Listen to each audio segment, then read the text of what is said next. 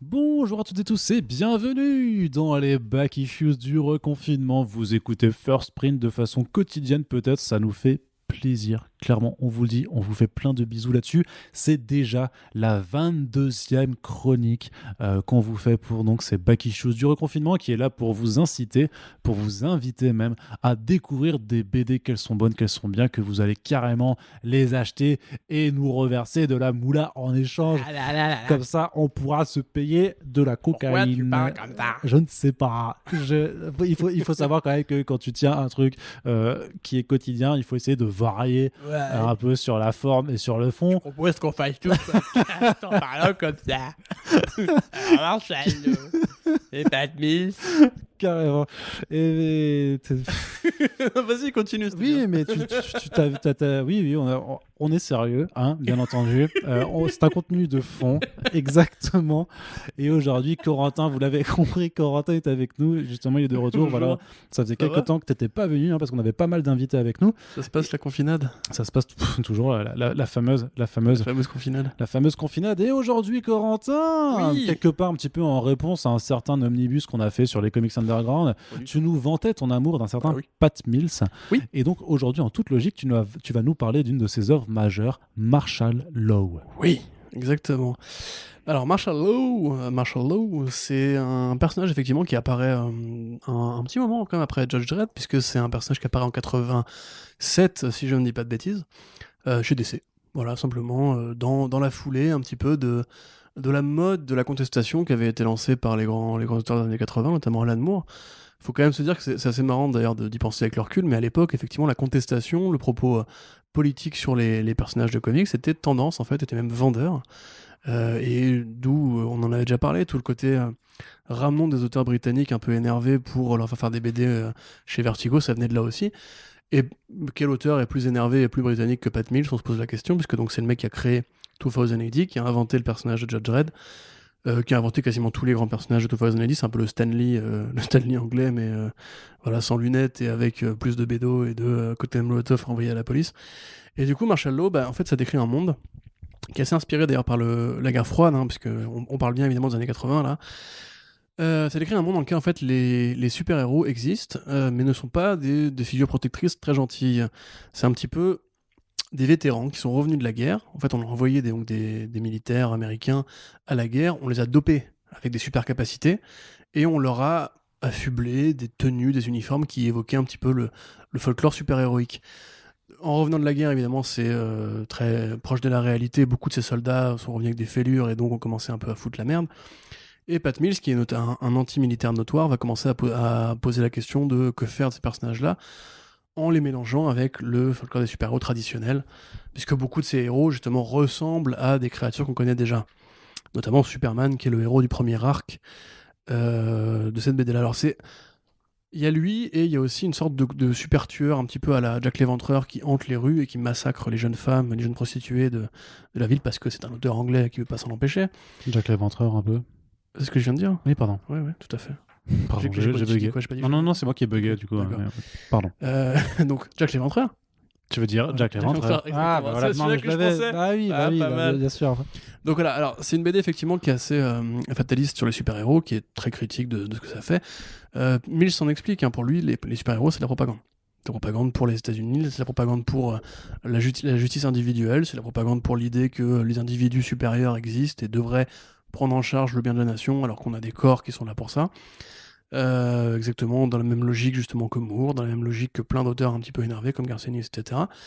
Donc le héros Marshall Law, c'est un super-héros aussi, mais c'est un super-héros qui chasse les super-héros. Donc dans le tome 1, dans le tome 1, c'est édité en intégrale par Urban. Hein. Dans le premier arc, en fait, il va cavaler après Superman, et il y a des idées qui sont vraiment très avant-gardistes sur le powerhouse masculin qu'est Superman.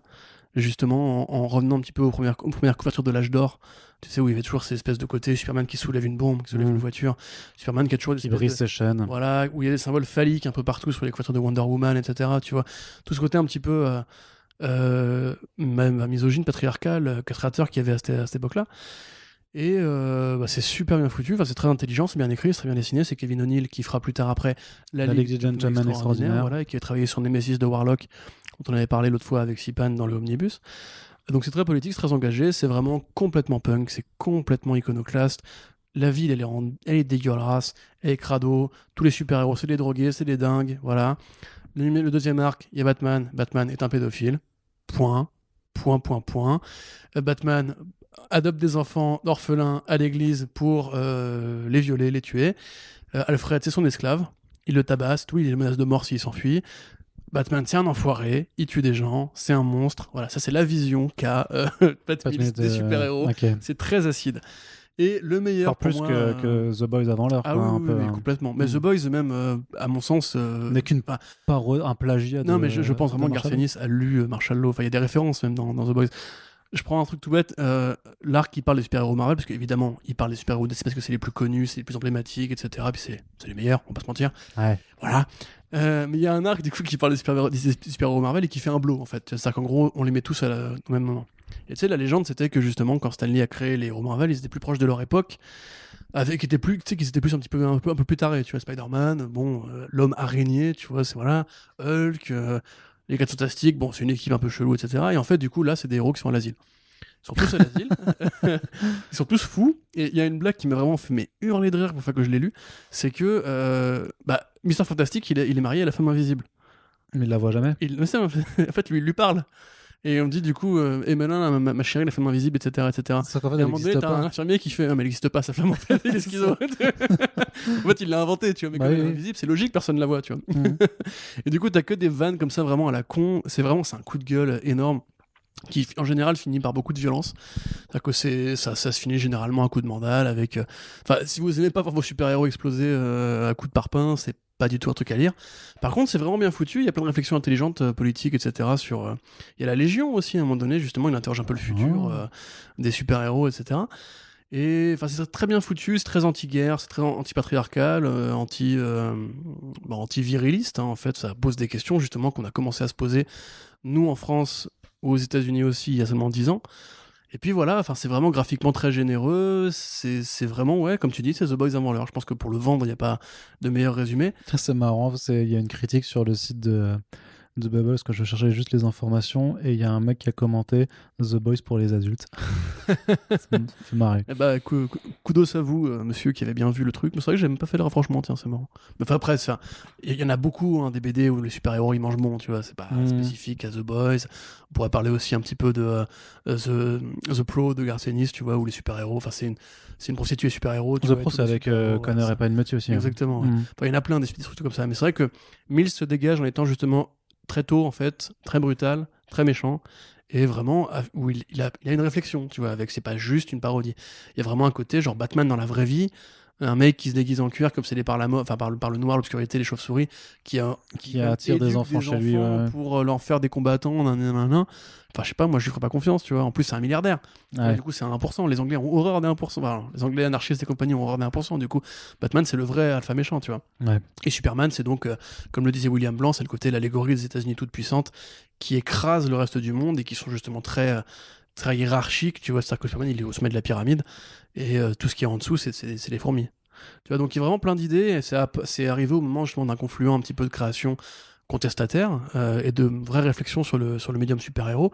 Quelque part, justement, tu vois, il y a une parenthèse enchantée entre Watchmen et la mort de Superman, dans lequel on s'autorisait vraiment à faire plein de trucs vraiment assez énervés, assez engagés. C'est là que les Anglais sont arrivés sur le marché avec Vertigo, et qu'il y a eu beaucoup de BD parodiques, justement.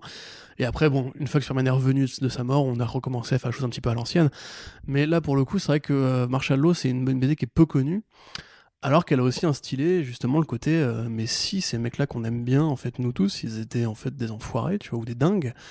Donc ça va assez loin, c'est très beau à regarder, c'est très violent, donc c'est tout ce qu'on aime, tu vois, c'est vraiment une BD de sale gosse, avec des idées et des beaux dessins. Très bien, et c'est disponible du coup chez Urban Comics, hein, dans leur format un petit peu particulier, c'est Urban Cult, voilà, donc ça change un petit peu, c'est pas le dos noir traditionnel, donc ça fera un peu une démarcation dans votre bibliothèque, mais bel objet de Fabre, en tout cas, ouais, très très belle édition, donc qui sera rouge, voilà, qui est proposé à 35 € Corentin, je te remercie pour cette jolie Ça m'a fait plaisir, présentation, mais je sais, je ne te fais que parler des comics. C'est un peu le principe des Back Issues. De toute façon, tous les gens qui interviennent ne parlent que de bande dessinée qu'ils aiment, puisque c'est ça que je recherche. C'est la passion. Eh oui. C'est vraiment, La voilà. passion. Et donc, on espère que ça vous a Dexter, intéressé. magnifique. Peut-être que ça vous a intéressé. Peut-être que vous allez vous prendre un petit marshmallow à la sortie du confinement ou que vous allez passer une petite commande chez votre libraire. N'hésitez pas à nous en faire part. On sera ravis de savoir si on a réussi à vous intéresser à cette BD. Et on se dit rendez-vous dès demain, Corentin, pour le prochain Back Issues du reconfinement. Salut.